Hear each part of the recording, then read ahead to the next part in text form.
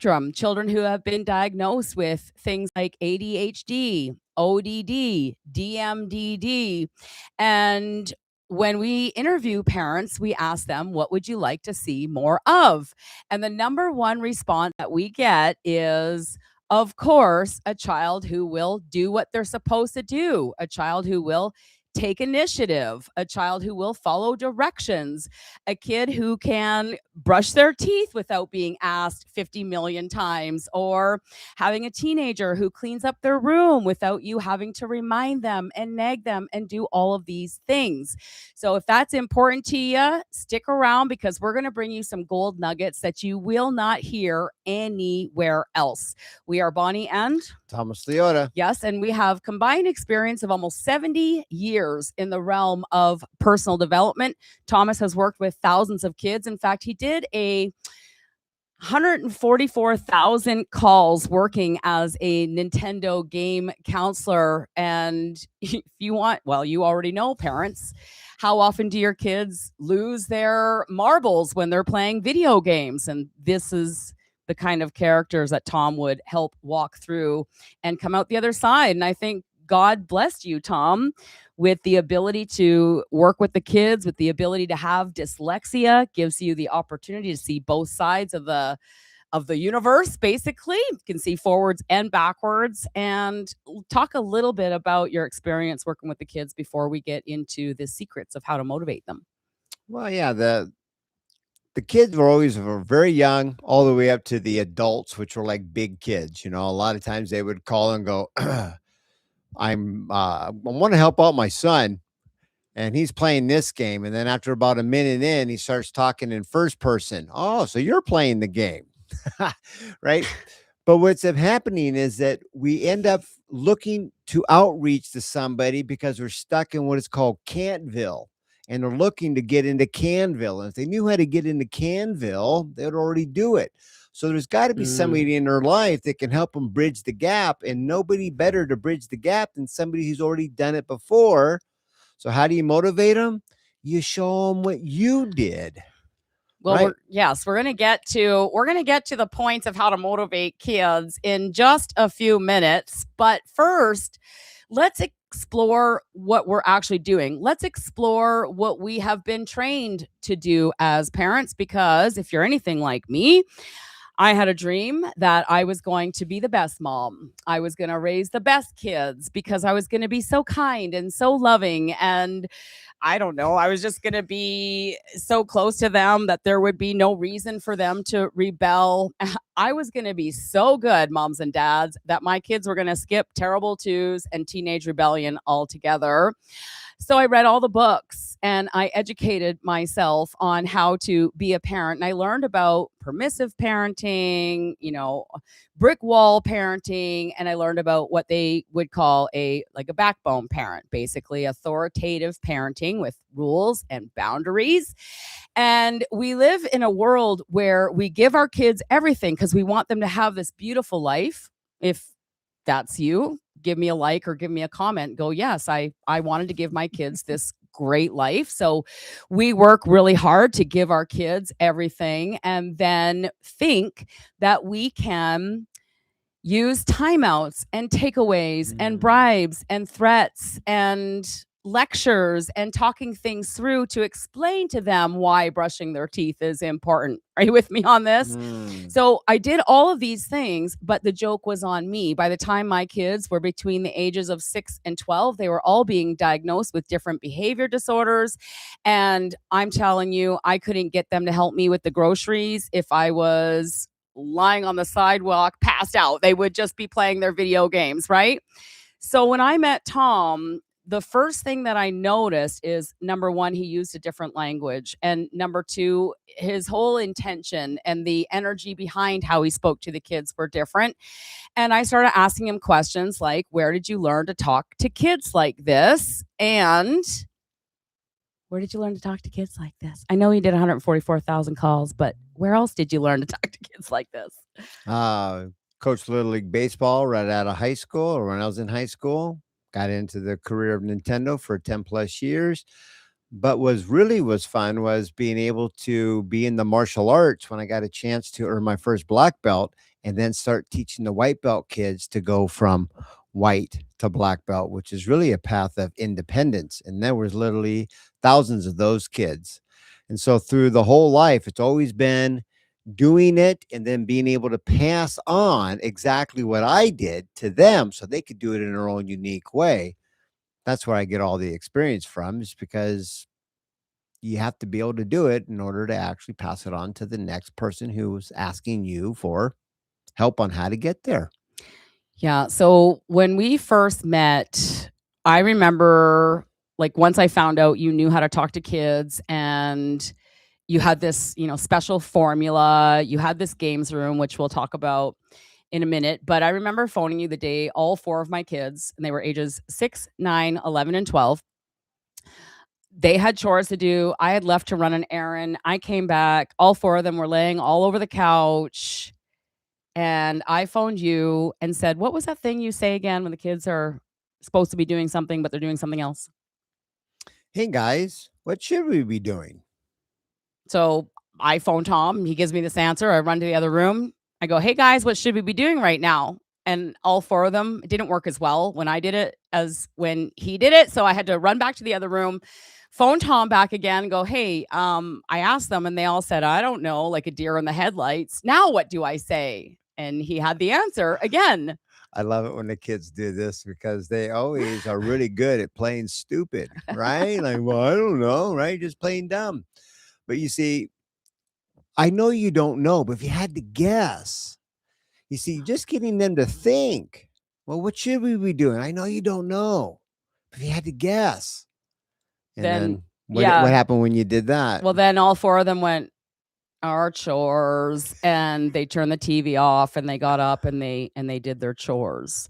And that was one of the first bright lights I saw that there might be another way to parent, because honestly, parents, like when we look at all the things, what's all the things that you've tried, right? Well, the timeouts, the takeaways, the bribing, the threatening, the talking things through, all the things that you've tried is taking your kid's favorite thing away so that they do their homework motivating? And we all know that the answer is no. Or, threatening them. Well, if you don't do this, you're not going to get that. And is that motivating? And when we think about it, we all know that the answer is no, it's not motivating. So we're here tonight to learn how to motivate our kids. We can call them lazy. We can call them ODD, ADHD, total defiance. We can call them PDA, pathological demand avoidance. Let's just face it. Nobody likes to be told what to do. Not you and not anybody. And so the kids that are being diagnosed with these behavior disorders, after I found Tom and I found these solutions, we've worked with hundreds of families. And initially, when the families come to us, they believe that there's something wrong with the child, that they're broken somehow, that they have trauma, that they just need therapy, that they just need the right concoction of meds. But what we've learned once we took your philosophy out of the classroom and made it for parents is every single time the child rises up, which means no child is ever broken at the core. There is an environment that they're in that when we change the environment, we can empower them and motivate them intrinsically from the inside out. So, what's the number one thing, Tom, to be aware of as a parent who's just meeting us maybe for the first time to motivate a kid, any kid? Well, think of motivation can be one of two things: internal or external, right? And so the best way to motivate a kid is always allowing them in the right environment to be able to follow that passion inside. And so when we stop motivating them bribing wise with something out in front of them, hey, I'll give you this if you'll do that.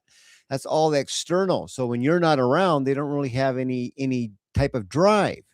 But to really motivate someone is to watch what they always get into. And of course, they're not going to know when or where is the correct time to do it. But when you watch what they get into, then you know that they have a internal motivation to go get it. And when you can create the right environment for them to be able to operate in that internal drive versus external, well, that's where every kid comes alive and starts to do what we all want to be, which is independent versus being dependent externally. Yeah. So when I was first learning creating champions for life, Tom, and if you're just getting to know us, we are going to say things that might sound counterintuitive at first, but I want to ask the question: what is the end result we're looking to do as parents? We've been taught to chase the carrot like around in a circle by constantly correcting in the moment. Are you with me on this? Reminds me of watching somebody like a dog chasing its tail. Yeah, because if we're constantly correcting in the moment, then we're constantly looking for things that are off the mark, or, we're giving energy to what we would call or what we know as defiance. And so when we're giving energy constantly to correcting, no, I won't let you do that. Mm, Even if we're validating the feelings of, no, you can't have a cookie, dinner's in 5 minutes. You can't have the cookie. It's okay to be upset, but I won't let you hit. A child cannot take that statement and internalize it and know what you mean as an adult, because they're a kid and kids only learn through experience. And what I find really interesting, Tom, even as I'm sharing this story, is the exact thing that we're telling our kids no to, right? The cookie just before dinner. And I'm not saying give your kid a cookie just before dinner. So stick with me. I'm going somewhere. But the cookie that they ask for just before dinner that we don't want them to have could be the exact mechanism or tool or goal that the child has that can trigger their internal motivation to do true. what the parents want them to do. So true, because it's their idea. When it comes from the inside out, it's them in the driver's seat versus you in the driver's seat, and they're just sitting in the passenger or the back seat of their own life.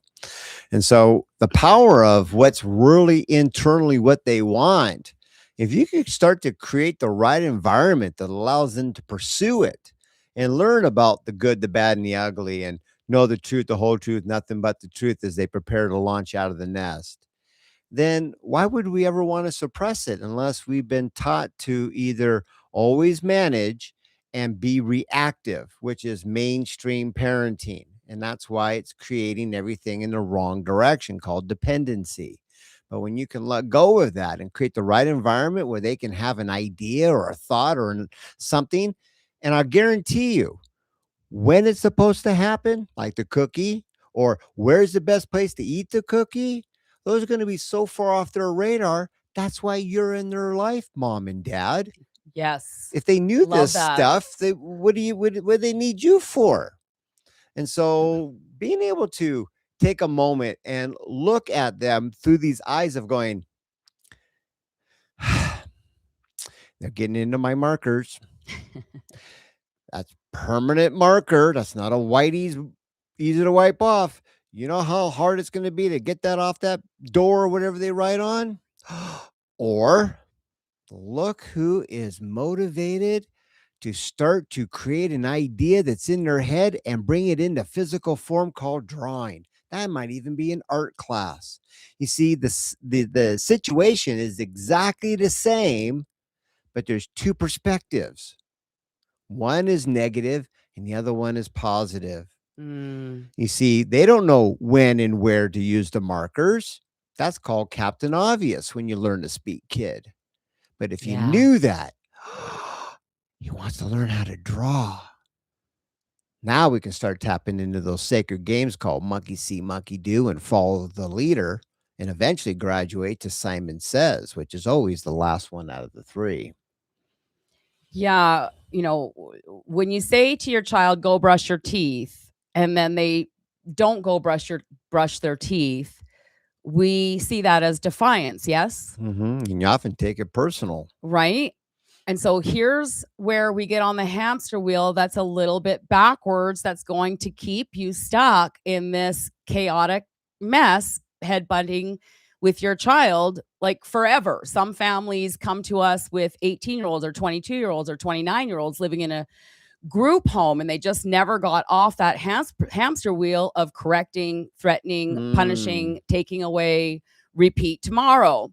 And so, what we're talking about here, again, it's counterintuitive. But, Tom, you said something in the very beginning of today that I want to bring some light to. I want to magnify it because this is really powerful stuff. When we give them everything up front for free with expectations later. Now, I fell into this trap too, mom and dad. I had kids who didn't want for anything. They all had Toys R Us in each of their bedrooms. They had cell phones, Nintendo DSs, karaoke machines, computers, a TV on every floor. They did not want for anything.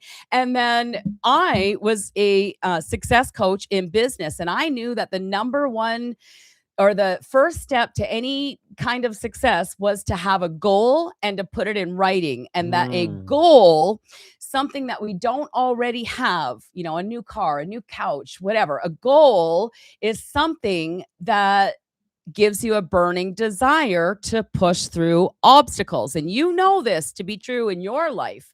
If you work a job, it's like, why do you go to your job? Well, you have a goal to earn money to pay your bills. So you go to your job. But if somebody told you every morning you have to get up and go to work and there was nothing in it for you, would you get up and go to work every morning? And so this is what I want to kind of bring some light to, because you said stop giving them everything for free, because literally giving a human being everything they need and want and desire without them having to work for it or work towards it actually smothers any internal motivation for them to take action, whether you're around or not around. Does Mhm. this make sense? So, what motivates them? It's no different than what motivates us. And these things are called goals. So, they either don't want to, which means they don't have a goal, which means we've given them too much up front for Mhm. free and they have Motivation. no Yep. motivation or even no zest for life, or even sometimes they don't even have a purpose. Like, why am I even alive when I'm being told what to do, when to do it? I'm being told no and yes. I don't have any vision or picture on how to make things happen. I just see you, mom and dad, as the person in my life that either says yes or blocks what I want to happen. But if they've never been shown the path, that's called a goal. Here's your path to achieve the goal, then they'll never know that on their own without you. That's So, called education. yeah. So do you So, want motivation to? or education, those are going to always be the two that really just come into play. You see, if they knew what to do, they'd already do it, which kind of violates the whole reason why they're in the house in the first place. So, there's a lot of education. That's what stops them.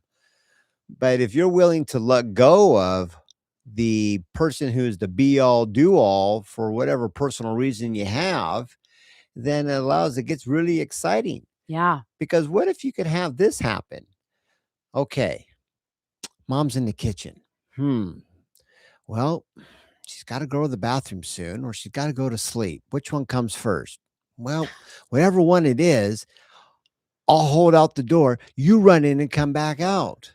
You see, it's not a Right. matter. It's They've not. got motivation. They know that you're not the hero in their story called the game of life. They see you as the extra, which gets no attention, or they see you as the villain, right? You're like the goal lie in soccer, right? You're the one that's blocking them from trying to score the goal, what they want, right? That's how they see you. But what if you could just see it when no matter what they wanted, mom, I want a cookie. Well, no, no, don't ask her. She'll say no. We'll have to like go do something for it. Just wait till she's out and then we'll take it, right? But what if you could have this relationship? Hey, mom, dad, we were kind of thinking that we want to make some cookies. Now, I'm hoping that you can maybe teach me so I can make them all on my own, buy my own ingredients, things like that. Or what could I do to earn a cookie? You see, when they start to see you as a hero in their movie called this lady or this guy has my best interests at heart and they're willing to show me what they have this life experience about and they're willing to transfer it over. Now, Why would I go anywhere else? Right? That's part of the motivation that is missing in the whole relationship. But once that's open, they're either going to see you as a hero or a villain. And if they're not coming to you first and you're always having to catch them later, well, you already know what they see you as.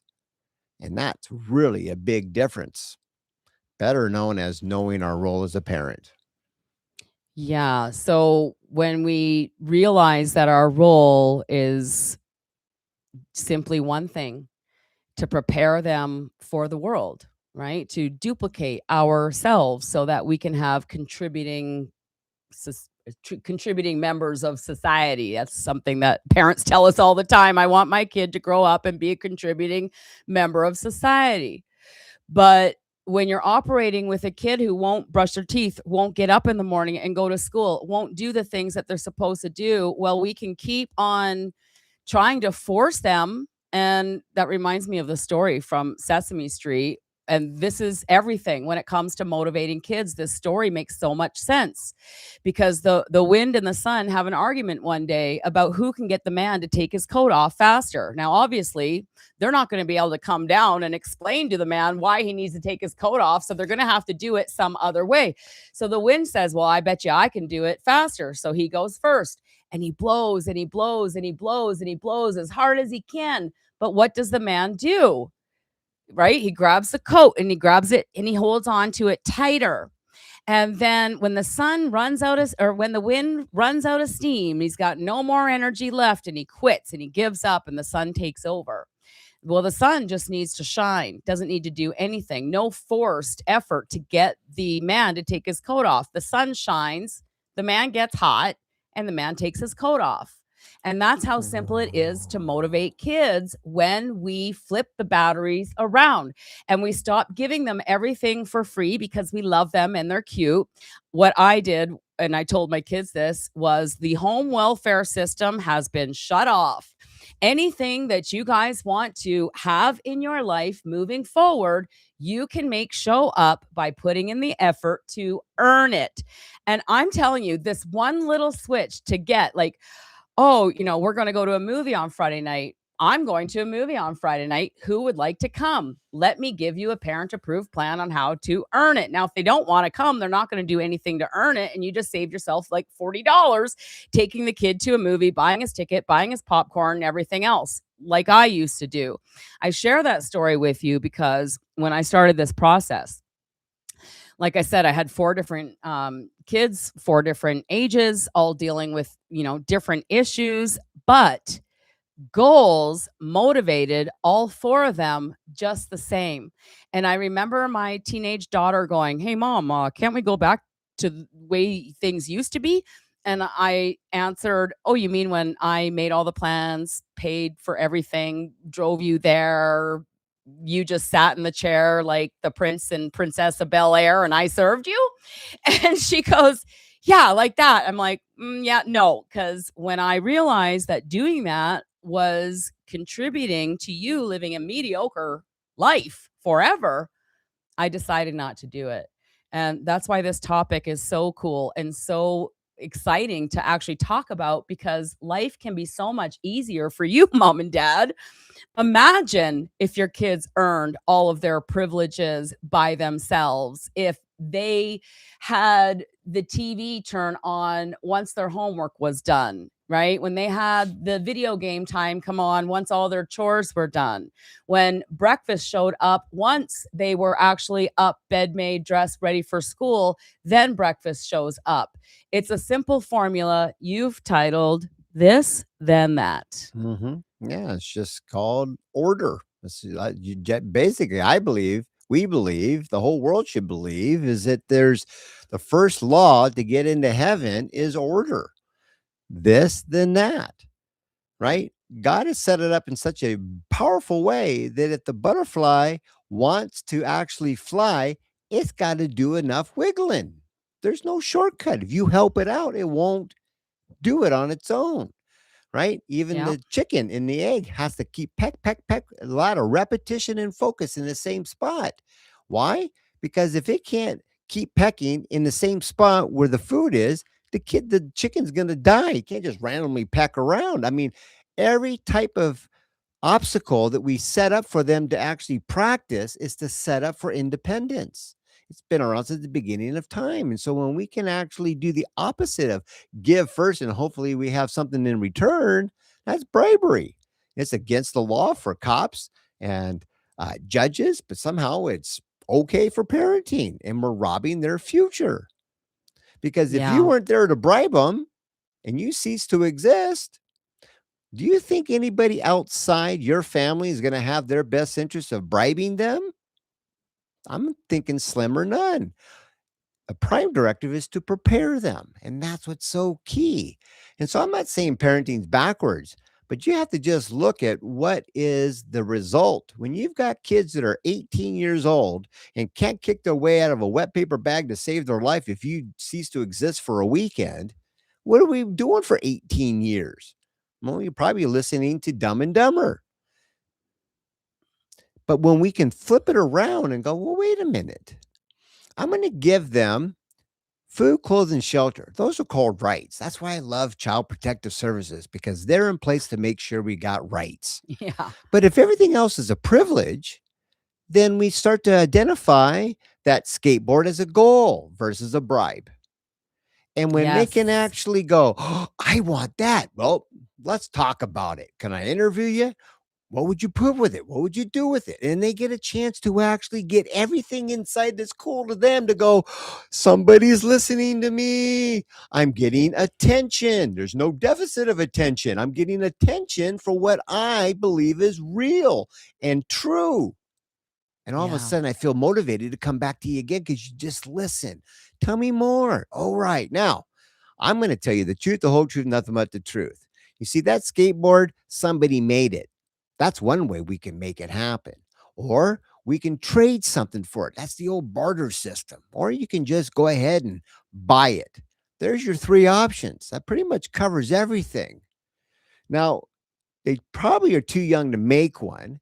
So maybe we could start to trade because they don't have any money. But what if they could learn a missing life skill like brush your teeth or make your bed? These are things that prepare them to have a mate. No, yes, Bonnie. Yeah, Making a absolutely. bed and Yes. brushing your teeth, that might be a deal breaker Hmm. for women. What do you think? Yes. Okay, so Basic hygiene life skills are So when you important. can say, look, let's set up a way that prepares you to launch out.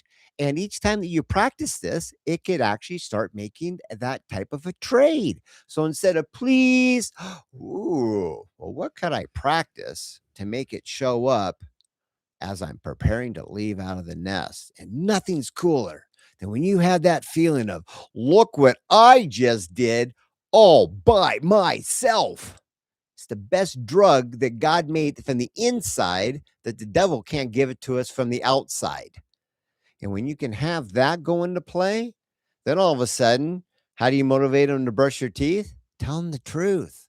Show them somebody who lost all their teeth, right? And be like, well, you don't have to brush your teeth. That's the best way to make sure they all what? Fall out. Mhm. But if you want to keep them, just brush the teeth that you want to keep. And then all of a sudden, when that clicks, you'd be like, they're motivated. Well, I like my teeth. I'm going to go brush my teeth right now. You won't be able to stop them And, from brushing their teeth. and so when you can just lay out what the three real options are with no prejudice, Yeah. that's what a hero in their life does versus that extra or the villain. You must be willing to keep your personal opinions out. And that's why people learn to speak kid because that's what you can do like second nature. Wow, amazing. We could go on a whole bunch of different branches right now. We're going to speak or we're going to stay focused on how to motivate a kid. We can call them lazy, we can call them behavior disorder, we can call them depressed, call them whatever you want. As Metallica says, you label me, I label you unforgiven. How about we just release all the labels and we just say, here's a beautiful genius offspring little child or teenager doing the best they can with what they know and how the world works. And when you came into my life, Tom, and the first thing you said was teach them the truth about how the world works. I love that. Teaching the kids the truth about the law of sowing and reaping, teaching the kids the truth about the law of cause and effect. And when I set everything up in my home as I would love for you to have a sleepover, that's called a goal. I'm telling you, my 13-year-old, one day I caught him cleaning out the fridge. Like I came down the stairs. He had everything pulled out of the fridge. He had a bucket of cleaning water. He was 13. And I'm like, what's going on? He goes, well, a pop got spilled in there and I noticed it needed to be cleaned out. So I'm doing it. And I thought, wow, that's really cool. And then my 11-year-old daughter, her and her friend were making me breakfast in bed and cleaning the kitchen to earn a sleepover. And I was just absolutely amazed and thought, could it be this simple to motivate kids? And here's the whole key. It's not our job to motivate the kids at all. You never had to. It's not our job to entertain the kids at all. It's not our job to go out and give them everything their little hearts desires. We have one rule, that is to prepare our little genius offsprings for the real world with actual real life skills and earning privileges, working for something and then making it happen all by yourself is the only known way to build confidence. And I'm going to say this right now. If we have a child who refuses to do anything and who has meltdowns or violent outbursts or is skipping school, these are all circumstances. These are all effects to a cause, right? These are all the fruit growing off a tree, not the root cause. And what we do, Tom and I, will help you get to the root cause. And we're going to show you how to empower your child from the inside out in every moment of every day that you see your child as a little genius who's just looking to embrace their own uniqueness. And when we can go back and find that loving feeling that we had for that newborn baby, where they could do no wrong. You could be holding the baby and they could be pooping right in your arms and, oh, but they're so cute. They could do no wrong because the love is there. But somewhere along the way, we lose that loving feeling. We lose that unconditional, you can do no wrong in my eyes, little beautiful genius offspring. And guiding them and showing this is how we walk on two legs, and we're encouraging and we're exciting. Well, learning how to touch with soft hands is a life skill that if we approach the exact same way as we did when that baby was learning how to walk, they would learn how to touch softly. Do they learn it one time being shown? No, they need to be shown again and again and again and again. And when you learn this whole ebb and flow, I'm here to be your trusted advisor. It's my job to show you the skills you need to make your goals show up. You want that new bike? I'm going to show you how to make that new bike show up. It's called Get Yourself Up Every Morning with Your Own Alarm Clock and Get to School on Time every day for blank. You see? We're not coming in reacting, oh, you haven't done your homework for 3 weeks. You're grounded. I'm taking your phone. Not motivating. We're saying we would love for you to have your phone. Here's exactly what you need to do to make that goal show up for yourself. And then mom, dad, we step back and we let them experience life. And yes, do we let them fail? Yes, we let them fail because fail means first attempt in learning. And just like that, they failed when they learned to walk the first time. Don't we all fall down about 50 million times before we learn to walk? And then we learn to walk very carefully until we can run. Your children are craving life skills. They're craving purpose. They're craving autonomy. They're craving see my genius in all that I do. Because if we've read all the books and we've course corrected them since they were 2 and they're now 12 and all they do is have violent outbursts, they're just little beings in a physical body that's been held underwater for so long that they've never had a chance to shine. Yeah, so true. When you say they have outbursts, they're screaming at the top of their lungs, not that you're stupid because you're doing the same thing again and again and expecting a different outcome. I'm not going to say that, but that's really what it is. They're saying enough of going, stop doing everything for me. You're supposed to show me so I can mimic. Then we can start doing some follow the leader, and then I can listen to the instructions called Simon Says, so I can do it on my own. Your job is to put yourself out of a job. But this whole idea of I keep doing, and then the clock is ticking, I got to leave and become independent. Yeah. You can't reprimand somebody for who is wanting to stand up for their rights, going, look, when I showed up as a winning lotto ticket here as a baby in physical form, I was promised that somebody would see me mimic. That's why when they got into the markers and wanted to draw, because they saw that. Somebody saw how I mimicked. That's missing in mainstream parenting. But, oh, you saw me. Well, if I knew when and where, duh, I wouldn't be here. I'd be a spider going out and just doing what I need to do. So can you show me when is the best time to do this so I can get praise? And when's the best time to do this so I can get yelled at? You see, they're looking for the good, bad, and the ugly. But more Yes. importantly, where is the time and the place to do? That's on us to lead by example. That's where that magical game of follow the leader comes to play. Well, when I want to be able to draw more than once, I draw here. And if I want to get yelled at, I'll draw over here. You see, what's the motivation for the kid? To be praised or yelled at? You see, at the end of the day, we all need attention or we die. It trumps air. Yeah. So if I'm not getting any attention for me mimicking for how I can do it on my own, I'm just surviving by being yelled at. And how long can you keep that up? But what's their motivation? Do they want to be yelled at or praised? Do they want to be blown so hard that they can't even do anything? Or is it internally their own idea of like, well, I'm getting hot and look how cool I can actually do what I want to do? That's how the jacket comes off. Mm-hmm. They're running on goal power. And Goal power. I love goal power. Goal power drives the whole world. Now let's catch it right now. Goal power. How do you know when a genius offspring's always learning? Tick tock, tick tock, tick tock. I think somebody got it. That's right. They're running on goal power.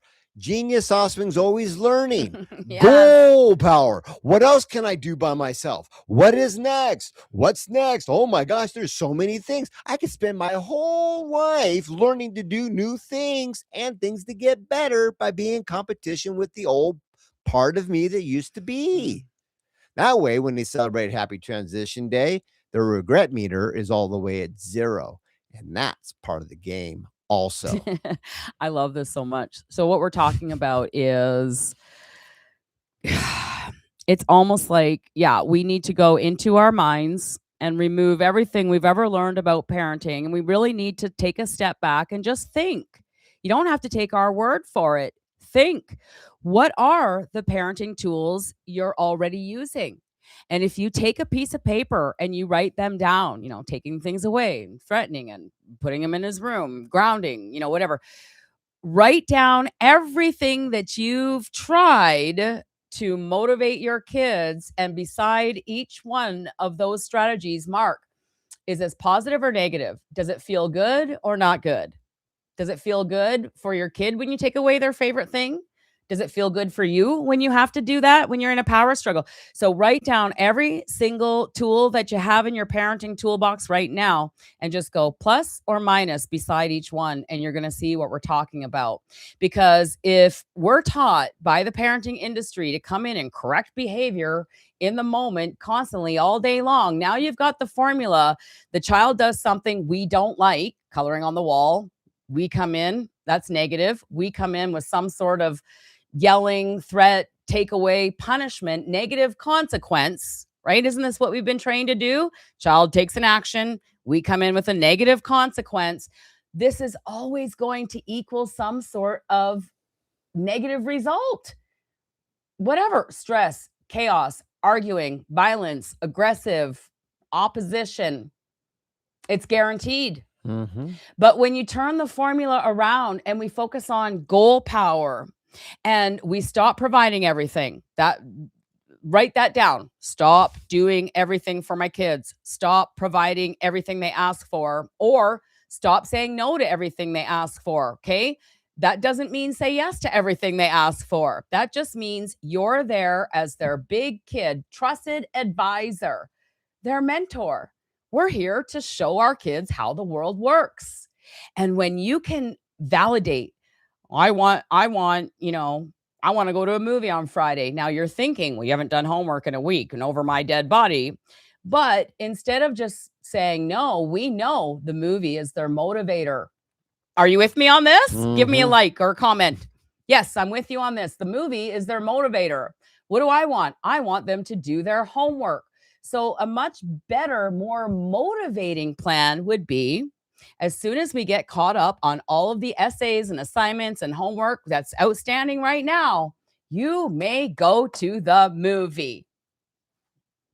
Doesn't that just make sense? Like, do this first, then get that is way more motivating than offering some sort of negative consequence. I really love some feedback here. And if this is making sense for you, you're like, oh my God, I need more. Make sure to send an email directly to me, Bonnie, at creatingchampionsforlife.com, and ask me for a resource, because I have a lot of them.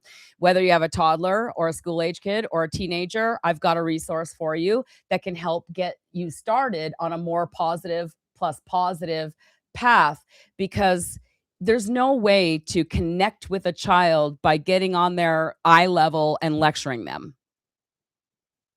So we want you to have connection and cooperation and peace and harmony, and a child who takes initiative, who's capable, who's confident, and a mom and a dad who are happy, healthy, and whole, who are free because their family works together in perfect harmony. That's what we want you to see. It is possible. And when we learn this, when we authentically learn how to motivate them, not with a selfish, I want you to be motivated to do and be who I want you to be, but from a perspective of, I love this little newborn baby, and you might be 13, and we might have argued every day for the last 5 years, but I'm going to take a step back and remember what it was like to love you so much. And I'm going to start loving you that much right now. And that means turning off the welfare system. Yeah. I really love, Bonnie, how you mentioned the homework first before the movie. Moms, dads, do you not have to do anything first to go to see a movie? Because if you don't have to do anything to go see a movie, then by all means, just send them to the movie all the time, because that way when they leave the nest, they can just go see the movie whenever they want. Right. But you know, and I know there's always this before that. It doesn't exist anywhere in this world. Somebody had to do this. And if you always did this and they got that and you never showed them this, hello, is this thing on? Right? It's like, why is this so simple? Because it is this simple. Yeah, we've been taught, we've been taught to make it complicated. Correct. Yeah. So I love that. Reason why we're asking homework first, because in that particular scenario, you were given a task and you actually completed the task and turned it in. Yeah. Just like I'm going to trade my time for money. So they need that. I do a task. I got the money. That's this. Now I get to do that. That type of order, rather than whining, bitching, and complaining, squeak, squeak, squeak to get the grease. That doesn't exist outside the house, does it, Mom? No. But Mom, if you did, keep training them. Yeah. That's basically called a welfare system. But they're not really asking for that. They are looking for independence. Just Yeah. show me the good, the bad, and the ugly. And then that way, there's nothing for me to learn the hard way. Be upfront. And then all of a sudden, when they do experience this one and this one and this one, you're right, mom. You're right, dad. That is an ugly one. That is the bad one. But that is also the good one. Thanks for letting me know all the options. And that Right. way, when they choose cause and effect, now they're actually going, yep, that's the truth. That's the truth. And so is that one. Yeah. So to Wow. summarize that, what you're saying is show them how they can give away their movie, That's show them correct. how they can go see a movie, and then show them how they can go see a movie with popcorn and all the treats. Yeah, you're So right on the right those are the track. good, the bad, the ugly. I'd love for you to go see a movie. Here are your 3 options. Now you take action. And then mom, dad, this is where we take the hands off. I know it's scary, but this is where we take the hands off and we give them trust. That's right. Let We go trust and let God happen. that they can do it, or we love them anyway when they choose to fail. And this is the first phase. We have a 3-part framework that we use with our clients in our 90-day parenting challenge to help them make it to the other side, the peaceful side, the happy side of parenting. And the first phase is always the healing phase. It's always, we've got to have some healing before the child's just going to jump to the pump, because if you do have a child who, has been oppositional since they were like 3 and now they're 10, we've got some fixing to do. Does that make sense? He needs to trust you and you need to trust him. And so we create this scenario where we create that first. But this is such a huge awareness. If you just took what we talked about tonight and we never talked again, you just took this, then that. Sleepover, I'd love you to. That's called a goal. Let me give you the parent approved plan. Let me role play the life skills that go with the parent approved plan. And here's the good, the bad, the ugly. And this becomes a new flow. We get off the hamster wheel of stress and chaos and arguing and power struggles and yelling and all this. We get off the hamster wheel, and now we have a language which is just ebb and flow. And pretty soon, before you know it, the kids, well, they start having goals and they start following your parent approved plan, and they may achieve just a little success. They earn that cookie after dinner. Yay. And when they do, and you can go, who made that cookie show up? I did. Look how smart you are. Yes, I am. And then they begin to beam. Look at me. Maybe I am smart. Maybe I am capable.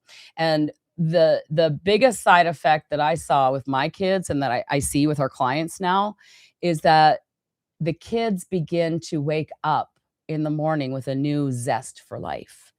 They become happier. They become completely different characters. The pendulum swings to the opposite of the negative to the positive. They and have all of vision. these beautiful things start to come into place. But it Yes. begins here. It begins with seeing your child's genius, seeing them as a genius, and forgetting the labels, because the labels doesn't serve anybody. It might bring some order to the parent, but it's not giving the tools to bring order to your home, if that makes sense. True. So we're going to wrap up today summarizing this, then that. Every time your child asks for something, that's called a goal. Your job is to give them the plan and the skills to achieve their goals. When we get this and we make the shift, you'll live a totally new parenting life, the parenting life of your dreams. And so with all that being said, thank you so much for joining, for watching, for being part of our community. And of course, until we do meet again, here's to our parenting success. Cheers, everyone. Bye for now. Bye for now.